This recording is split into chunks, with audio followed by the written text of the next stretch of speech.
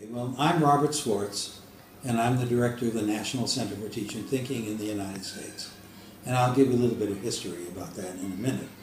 But I will tell you that we're actually changing our name simply to the Center for Teaching Thinking, because while at first we started off working in the United States only, okay, a lot of schools from other countries got really interested in what we were doing, and we now work around the world. Okay, we not only do a lot of work in Spain, but I'm going to Lima, Peru in a few days, and going to Australia, to Bulgaria. I've worked in countries like Saudi Arabia and Jordan. Okay, I've worked in Singapore and Hong Kong. And when I say work, I mean work with teachers in schools to help them to learn how to put thinking-based learning instruction into their classrooms.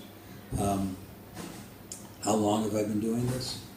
Well, for me, it started in 1976. Okay, that's like almost 30 years ago. And it started when a friend of mine who was a history teacher invited me to his classroom to see something new he was doing.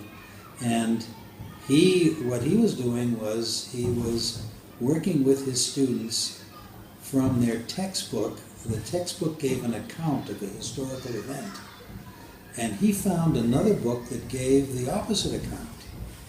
And he asked the students, which should we believe? And they worked on how to figure that out.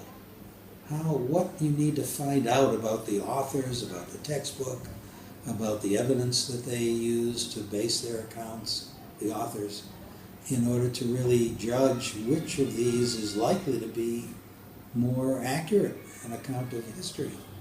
And I thought, wow, that's an example of critical thinking.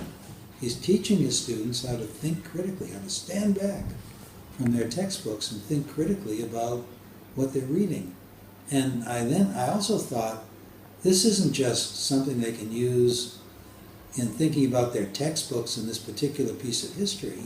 It's something they can use, a technique they can use for the rest of their lives, thinking about anything that's written, asking, well, is this reliable or not? And they know how to find that out. So that really delighted me, and I thought every teacher in the world needs to find out.